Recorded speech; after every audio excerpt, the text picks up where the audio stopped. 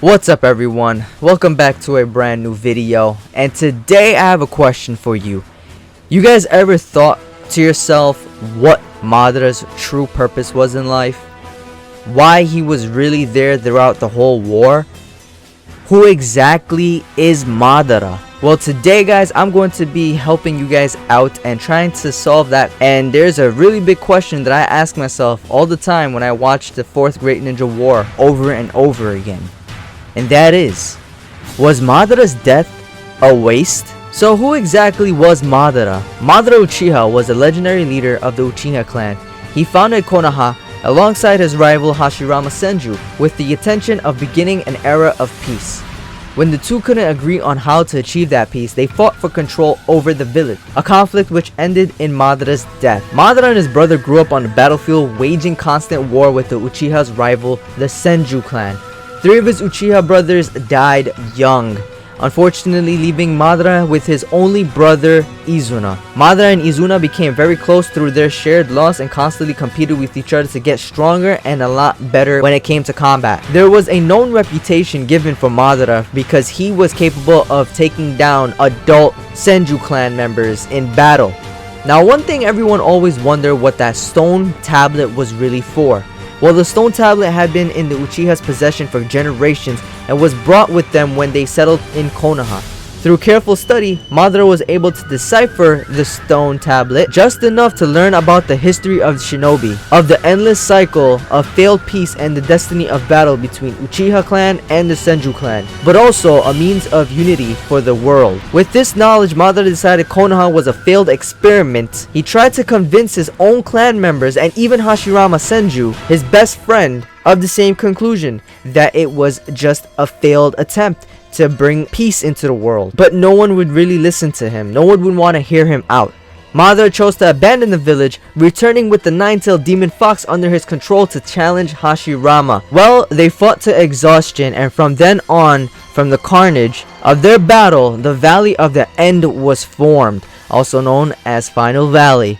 In the end, Madara was killed by Hashirama. So that's just a little gist of what happened between Madara and Hashirama, between the Uchiha clan and Senju clan, and giving a rough sketch of what these two has gone through over the years of being friends, and how the Senju clan and the Uchiha clan's name tarnished their friendship. News of Madara's death spread fast, and his corpse was secretly hidden to keep anyone from finding it and profiting from it. But Madara had planned ahead. He had scheduled an Izanagi to activate sometime after his death, changing reality and bringing him back to life in exchange for his right eye's vision. He left a copy in place of his real body and went into hiding with a special trophy from his fight, which was a mouthful of Hashirama's flesh that he transplanted into his own wounds. It was not until decades later, towards the end of Madara's natural life, that the cells had any effect, awakening the Rinnegan, in the process restoring his right eye. With the Rinnegan, he was able to summon the demonic statue of the Outer Path, which he used to cultivate a mindless living clone of Hashirama, from which he believed he had produced a white Zetsu army. Over the years, Madara had perfected his plans for peace in what he called Tsukinome, and was created by Madara Uchiha as a way to bring peace to the world. Though the execution did not go according to plan, and some of it was further used for different personal motivations, the end goal remains the same for all involved: projecting the infinite Tsukiyomi onto the moon in order to trap the entire world in an endless dream, thus saving mankind from destroying itself, but also at the price of robbing free will from the entire world. Also known as whatever you dreamed of comes true. There is no reality. You're just stuck in a dream where everything you want in life goes the way you want it. What kind of world would that be, right? Alright, so that's a little bit of Madara and his plans. So now it's time to jump into the juicy part of Madara and the point that I'm trying to get out to you guys of why Madara's death could possibly be a waste. Let's jump straight into the war, not from the beginning, but mostly towards the end of the war. While Madara equaling and besting the Kage's efforts when he's hit with the Tsuchikage's dust release detachment of the primitive world technique, Madara's armor is torn away, revealing the implants of Hashirama's face on his chest. Now that's the beginning of them knowing that this Madara may be immortal. While fighting the 5 Kage, he was not impressed at all, especially from Hashirama's granddaughter Tsunade. Madara then created 25 copies of himself and has each of them activate their own Susanoo. Finally impressed by their display, Madara responds by summoning his perfected Susanoo. Before he can use it to kill the Kages, his Susanoo starts to fade and Madara is engulfed in light, meaning that Kabuto didn't want him there any longer and wanted him elsewhere. Once Madara realized that Kabuto wanted him elsewhere and was going back to the afterlife, Madara responds immediately by performing the hand seals to rescind the Impure World reincarnation contract that Kabuto has over him, enabling him to remove his immortal body without further interference from a summoner. That's where things go crazy hectic. Now he's able to do whatever he likes, and bored with the Kages, Madara decides to just leave them behind and go after Naruto and reclaim the Nine-Tails box. Now after Obito was no longer the Ten-Tails Jinchuriki, Madara puts another failsafe into effect,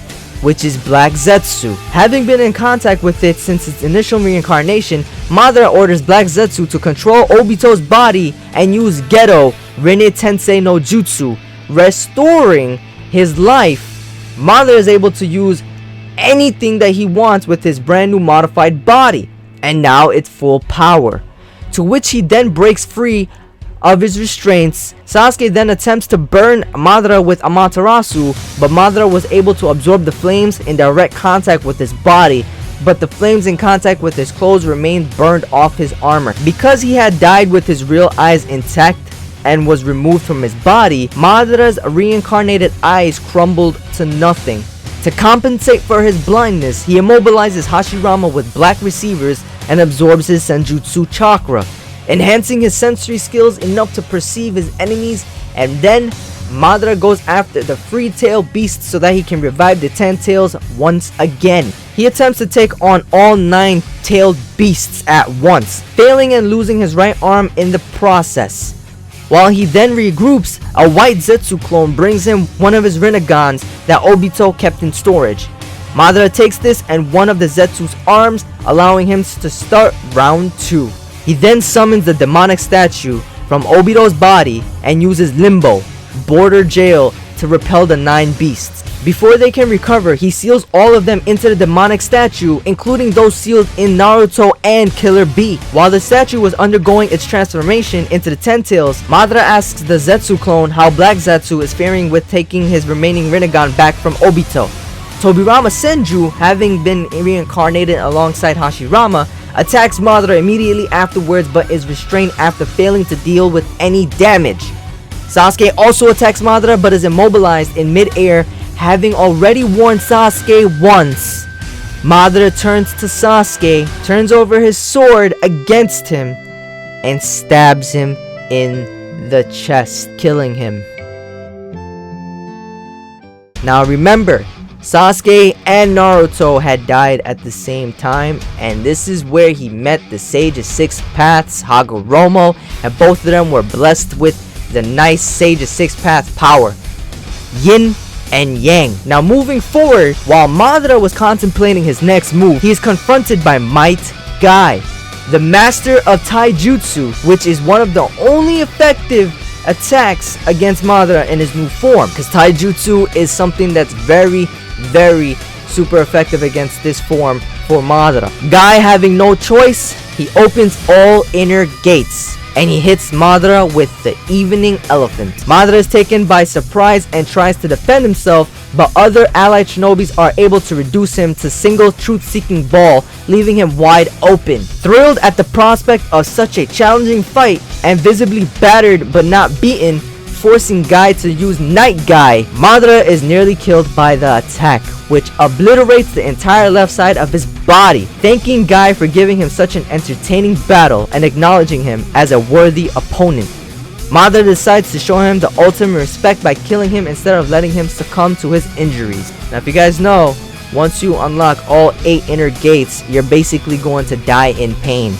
So Madara was trying to be the good guy in this situation, which I still don't understand.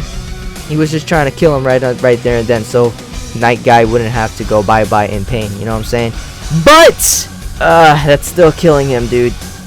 Anyway, Using the truth-seeking ball that Madara launches at Guy, it's kicked back at him by a revived Naruto after receiving the power from the Grand Hagoromo, who Madara notes has somehow gained power similar to his own, also known as Sage of Six Paths. Sasuke, also being healed from his injuries, joins the fight with Naruto and is also in possession of his new abilities. Knowing that he needs his other Rinnegan if he wants to end the fight, Madara steals Kakashi Hatake's Mangekyo Sharingan and uses it to go after Obito using Kamui. He stops Sakura Haruno from destroying the Rinnegan, to which Obito responds by sending her back to the real world before Madara can kill her. Knowing that Obito himself was too weak to fight back, that was the only way he could get Sakura out of there before Madara chose to kill her. To give Obito some final words, Madara first congratulates him for removing the forbidden individual curse tag he had placed on him. Then he also reveals his role in the death of Rin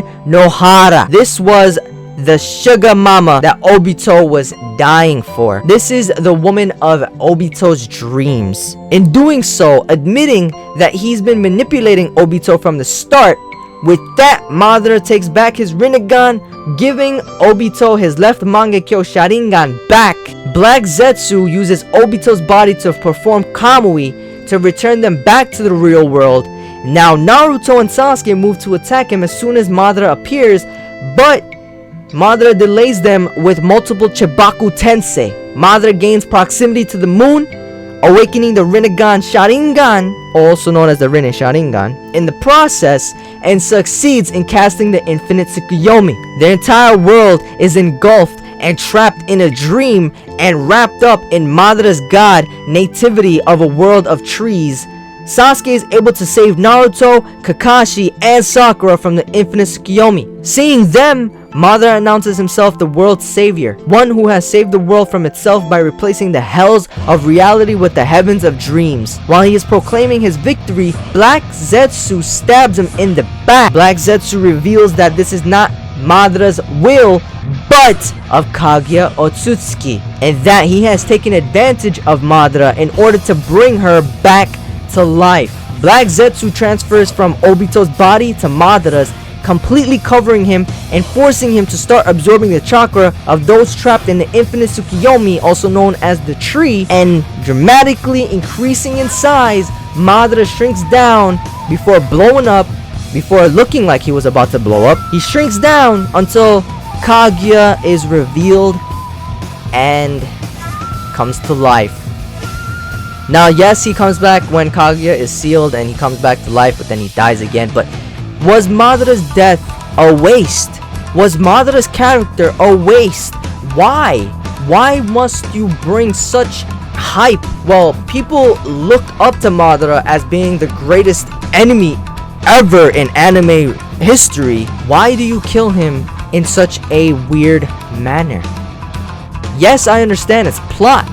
Yes, I understand it's to bring forth another threat that's worse than Madara, but in reality, if we all think about it, Kaguya was not needed. They should have at least let Madara do some damage, because we all know that Madara would have won the war. We all know Naruto and Sasuke still not capable of defeating Madara. You guys can let me know your thoughts in the comment section below though. Was Madara's death a waste? Was it a waste of character? But that's just it. Was it a waste? Was Kaguya really necessary? I'd like to hear your own opinion in the comment section below. I will be responding and I will be reading them. So, thank you so much for watching. I hope you enjoyed this kind of video. If you want to see more, you guys can comment down in the comment section below what topic you guys would like me to do next. We're closing to 10,000 subscribers. I appreciate every single one of you guys for supporting me. And that's it. Once again, thank you so much for watching. Smash that like button, subscribe if you enjoyed, ring that bell for notifications, and I will see you in the next video. One love. Peace.